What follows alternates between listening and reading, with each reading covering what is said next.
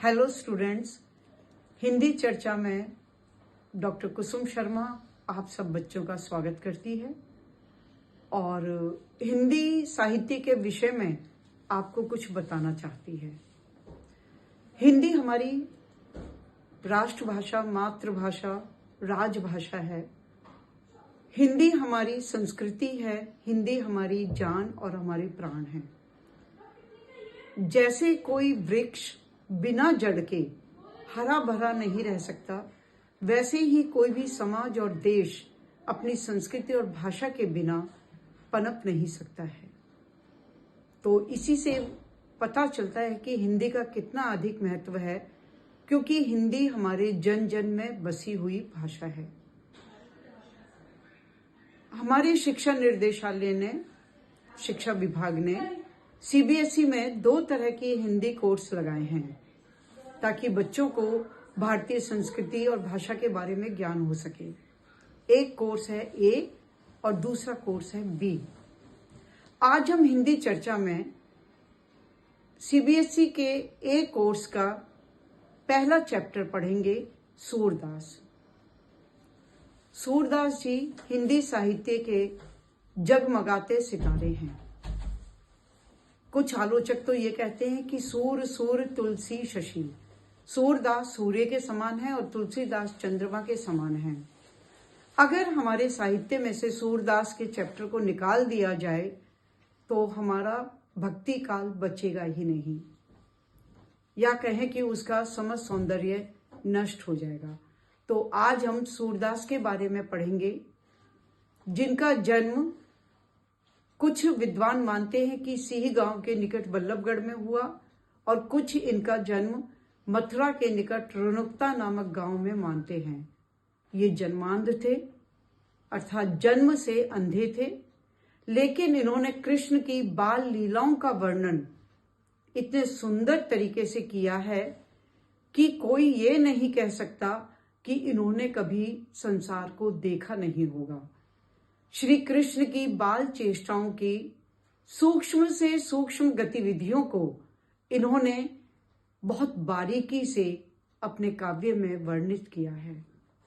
भ्रमर गीत इनके द्वारा रचा ऐसा विरह गीत है जिसमें गोपियों की विरह वेदना को बताया गया है। सूरदास जी मथुरा जाकर बस गए थे अपने माता पिता को कंस के चंगुल से छुड़ाने के बाद, और वे वापस फिर गोकुल में नहीं आए थे, वृंदावन में नहीं आए थे, और सारी सखियां बहुत विरह में दुखी हो रही थी। तो उनके विरह को शांत करने के लिए श्री कृष्ण अपने मित्र उद्धव को भेजते हैं कि वह गोपियों को बताए कि कृष्ण को भूलकर पर ब्रह्म के बारे में वे सोचें, उसकी उपासना करें। उद्धव गोपियों से मिलते हैं और गोपियां उद्धव को जो करारा जवाब देती हैं उसका वर्णन सूरदास जी ने भ्रमर गीत में किया है। तो आइए अब हम सूरदास द्वारा रचित भ्रमर गीत का पाठ करते हैं। तो चलिए सूरदास का प्रथम पद हम आज पढ़ते हैं। ऊधो तुम हो अति बड़ भागी, अपरस रहत स्नेह तगासे, नाहिन मन अनुरागी।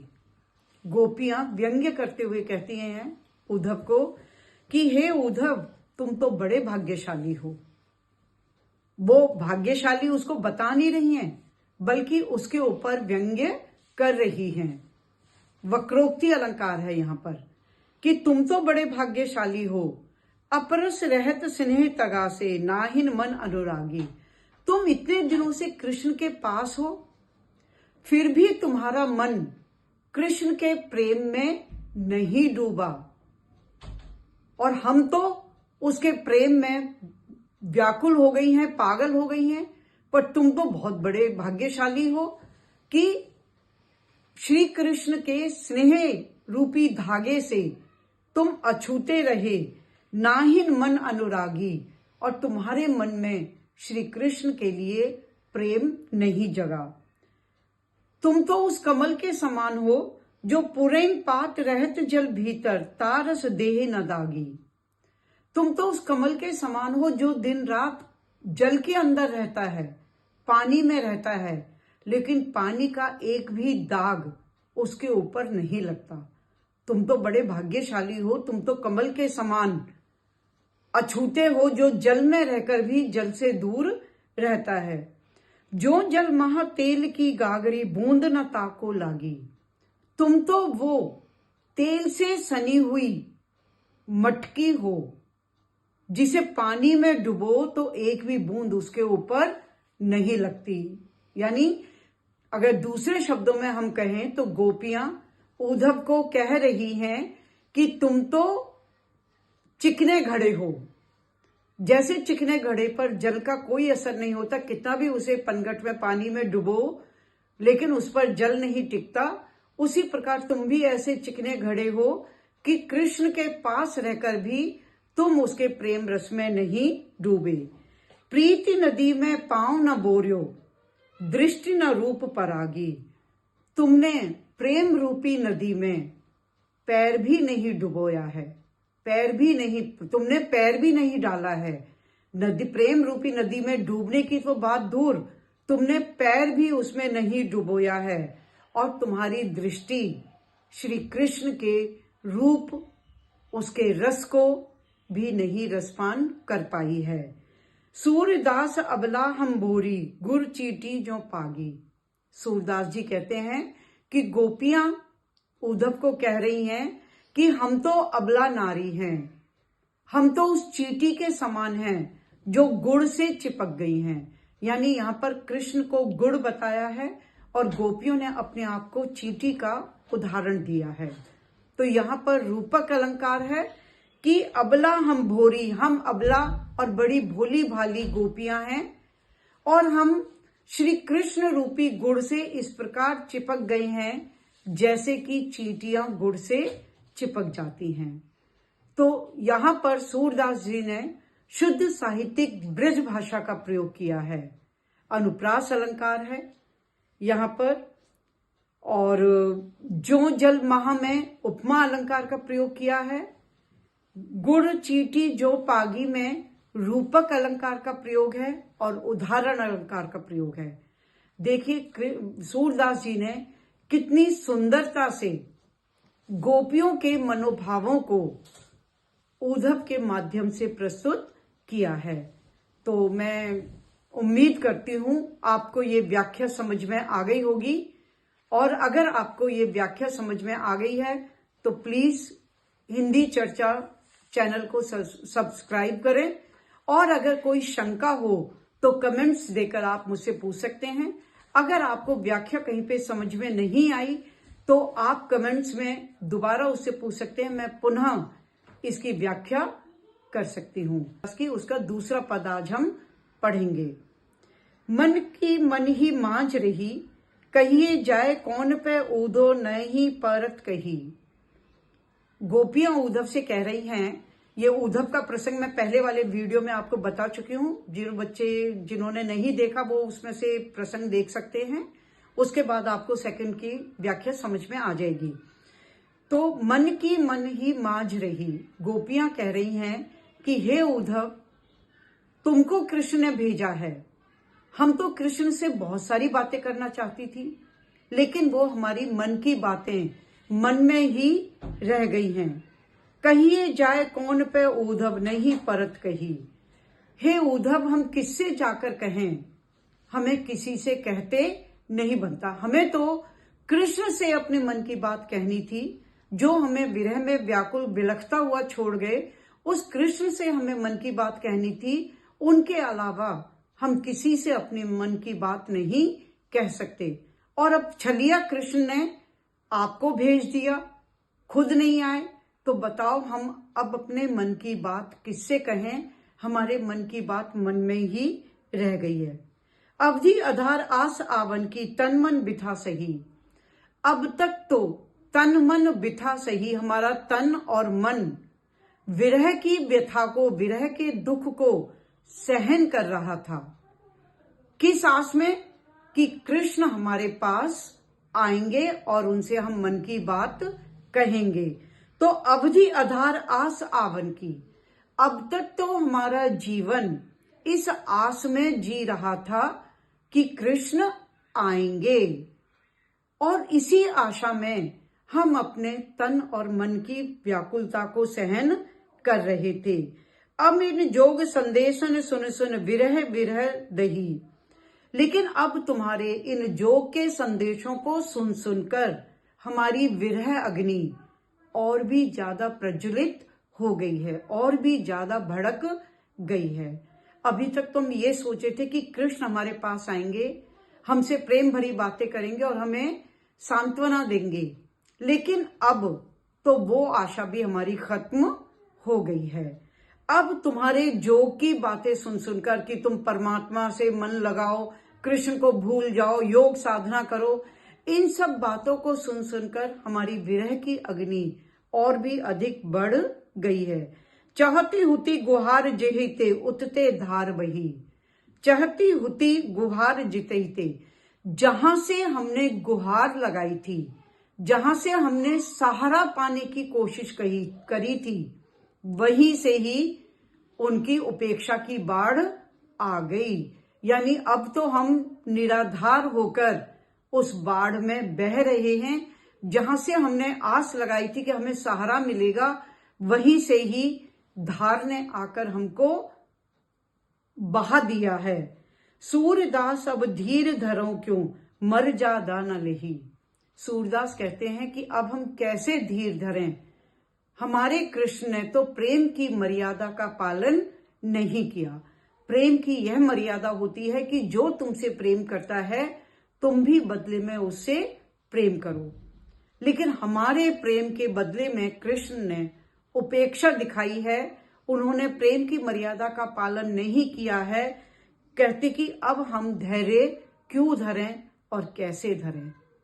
तो इस कविता में, इस पद में गोपियों की विरह अग्नि का वर्णन किया गया है, वियोग श्रृंगार का वर्णन है, अनुप्रास अलंकार है, सुनी सुनी में पुनरुक्ति प्रकाश अलंकार है, क्योंकि एक ही शब्द को दो बार प्रयुक्त किया है। विरहनी विरह दही में अनुप्रास अलंकार का सुंदर प्रयोग हुआ है, और कवि ने उदाहरण देकर गोपियों के मन की व्यथा को यहां पर चित्रित किया है। शुद्ध साहित्यिक ब्रज भाषा का प्रयोग है। तो ये हमारा दूसरा पद समाप्त हुआ। अब हम तीसरे पद की व्याख्या करते हैं। गोपियां कहती हैं, हमारे हरि हारिल की लकड़ी, हमारे हरि हारिल की लकड़ी। अब इसमें कवि ने अनुप्रास अलंकार का तो प्रयोग किया ही है, दृष्टांत अलंकार का भी प्रयोग किया है। एक हारिल पक्षी का उदाहरण दिया है। हारिल पक्षी अपने पंजों में हमेशा एक लकड़ी को दबाए रहता है, और वो सोचता है कि ये लकड़ी उसके जीवन का आधार है, उसे गिरने नहीं देगी। तो गोपियां कह रही है कि हमारे कृष्ण भी उस हारिल पक्षी की लकड़ी के समान हैं, अर्थात हमारे जीवन के आधार हैं। तो हमारे हरि हारिल की लकड़ी, हमारे कृष्ण तो हम हारिल पक्षियों के लिए लकड़ी के समान हैं, हमारे जीवन के आधार हैं। मन कर्म वचन नंद नंदन उर, यह दृढ़ कर पकड़ी। हमारे मन ने, हमारे वचनों ने नंद नंदन को, नंद के लाला श्री कृष्ण को हृदय से कसके पकड़ लिया है। हमारे कृष्ण हारिल की लकड़ी के समान हैं, जिसको हमारे हृदय ने मन से, कर्म से, वचन से कसकर पकड़ लिया है। जागत सोवत स्वप्न दिवस निसी, कहना कहना जकरी। हम तो जागत यानी जागते हुए, सोवत सोते हुए, स्वप्न सपने में, दिवस निसी दिन और रात कान्हा कान्हा की ही रट लगाए हुए। जकरी मतलब रटते रहते हैं। हमारा अब तो हमारा मन, हमारे कर्म, हमारे वचन केवल कृष्ण कृष्ण ही जपते रहते हैं। हमने तो केवल कृष्ण नाम की रट लगा रखी है। सुनत जोग लागत है ऐसो जो करई ककरी। तुम्हारी जोग की बातें सुनने में इतनी कड़वी लग रही हैं जैसे कि हमने कड़वी ककड़ी को खा लिया हो। जैसे कड़वी ककड़ी को खाकर हम एकदम थूक देते हैं और अजीब सा मुंह बनाते हैं, उसी प्रकार आप तुम्हारी जोग की बातों को सुनकर हमारा हृदय कड़वा हो गया है। हमारा हृदय एक अजीब सी भावना का अनुभव कर रहा है कि हम कृष्ण को क्यों छोड़ दें, क्योंकि कृष्ण तो हमारे लिए हारिल की लकड़ी हैं और तुम्हारा जोग हमारे लिए कड़वी ककड़ी के समान है, जो हमसे खाया नहीं जाता, खाने के लिए मन भी नहीं करता। सूतो ब्याध हमको ले आए, देखी सुनी न करी। कहते हे उद्धव, सूतो ब्याध, ये कौन सी बीमारी तुम हमारे लिए लेकर आ गए हो? ये जोग रूपी कौन सी बीमारी हमारे लिए लाए हो, जो हमने ना तो कभी देखी है और ना ही कभी हमने सुनी है। ये जोग को हम नहीं जानते। हमारा ईश्वर, हमारा जीवन आधार, हमारे प्राणों के प्राण प्यारे तो केवल कृष्ण हैं। ये जोग, परमात्मा, इन सब की बातें हम नहीं जानते। ये हमने ना कभी देखी हैं और ना हमने कभी सुनी है। यह तो सूर तिन्ह सोपो जिनके मन चक्री। गोपियां कहती हैं उद्धव को, सूरदास जी कह रहे हैं यहाँ पर कि गोपियां उद्धव को कह रही हैं कि ये अपनी जोग की माया तो उनको जाकर सौंपो, ये अपने जोग और उपासना की साधना तो उनको जाकर समझाओ, जिनका मन चक्री के समान इधर उधर घूमता है, जिनका मन चंचल है और कभी इधर कभी उस दिशा में कभी उस दिशा में घूमता है। हमारा मन तो दृढ़ रूप में कृष्ण के प्रति समर्पित हो गया है। तो गोपियों ने अपने मन के भावों को उद्धव के सामने प्रकट किया है। व्यंग्यात्मक भाषा है यहाँ पर और विभिन्न प्रकार के उदाहरण देकर उद्धव को श्री कृष्ण के प्रति अपनी अनन्य भक्ति को समझाया है। तो यहाँ पर व्याधि ले आए देखी न सुनी दृष्टांत अलंकार है और जिनके मन चक्री में उपमा अलंकार है कि जिनके मन चक्री के समान घूम रहे हैं उनको जाकर आप ये बताओ, ये योग की साधना समझाओ। और जो करो ककरी में अनुप्रास अलंकार है और उपमा अलंकार का सुंदर प्रयोग हुआ है और इसमें वही शुद्ध साहित्यिक ब्रज भाषा का प्रयोग है। विरह श्रृंगार का यहाँ पे वर्णन हुआ है। भ्रमर गीत से यह पद लिया गया है। उम्मीद करती हूं कि तुम्हें ये समझ में आ गया होगा। अब हम चौथा पद करते हैं। हरि है राजनीति पढ़े आए। अब कृष्ण के ऊपर व्यंग्य कर रही हैं गोपियां। हरि है राजनीति पढ़े आए, समझी बात कहत मधुकर के समाचार सब पाए। एक अति चातुर हुते पहले ही अब गुरु ग्रंथ पठाए, बड़ी बुद्धि जानी जो उनकी जोग संदेश पठाए। गोपियां कह रही हैं हरि है राजनीति पढ़े आए। अब तो कृष्ण हमारे सीधे साधे ग्वाला नहीं रह गए हैं, हमारे सखा नहीं हैं। अब तो वो मथुरा में राज्य कर रहे हैं, अपने माता पिता के पास हैं। अब तो उन्होंने राजनीति पढ़ ली है, अब तो वो राजनीति में निपुण हो गए हैं। समझी बात कहत मधुकर के समाचार सब पाए। उन्होंने उद्धव को समझा बुझाकर भेजा है कि उनसे क्या क्या बातें कहनी है और वो सारे समाचार हमने आपसे प्राप्त कर लिए हैं। वो कृष्ण स्वयं नहीं आए क्योंकि अब उन्हें हमसे शायद प्रेम नहीं है। अब तो उन्होंने राजनीति का पाठ पढ़ लिया है। एक अति चतुर होते पहले ही, एक तो वो पहले से ही चतुर थे और अब तो उन्होंने तुम जैसे गुरु के ग्रंथों को भी पढ़ लिया है। गुरु ग्रंथ पढ़ाए। अब तो तुम जैसे योग साधना वाले गुरु के ग्रंथों को कृष्ण ने पढ़ लिया है, इसीलिए उन्होंने हमें योग का पाठ सिखाने के लिए तुमको भेजा है। ऊधो भले लोग आगे के परहित डोलत धाये। गोपियां उद्धव से कहती कि हे उद्धव, पहले जमाने के लोग बहुत भोले भाले हुआ करते थे, बहुत ही सहृदय हुआ करते थे, जो परिहित डोलत धाये, जो दूसरों के कल्याण के लिए दौड़ते फिरते थे। हे उद्धव, पहले के लोग बहुत दयालु हुआ करते थे, परोपकारी हुआ करते थे, जो लोगों के परोपकार के लिए दौड़ते फिरते थे। अब अपने मन फेर पाई हैं, चलत जो हुते चुराए। अब अपने मन फेर पाई हैं, अब तो अपने मन में ही, अपने मन को ही वो धोखा दे रहे हैं, और अब हम अपने मन को उनसे वापस लेना चाहते हैं, कृष्ण से। क्योंकि एक तो वो पहले से ही बहुत चतुर थे, अब तुम्हारे जैसे गुरु ने उनको पाठ पढ़ा दिया है। अब वो कृष्ण नहीं रहे जो हमारे दुख दर्द को सुनकर हमारे पास दौड़े आते थे।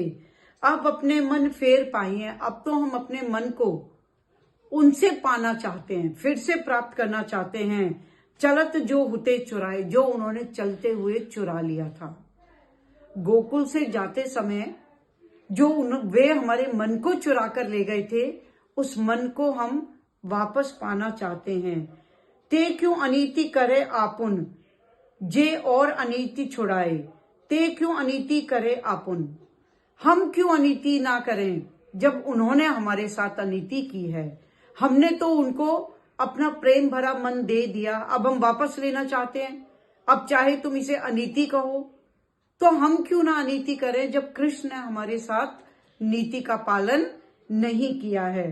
राज धर्म तो यह सूर, जो प्रजा ना जाहि सताए।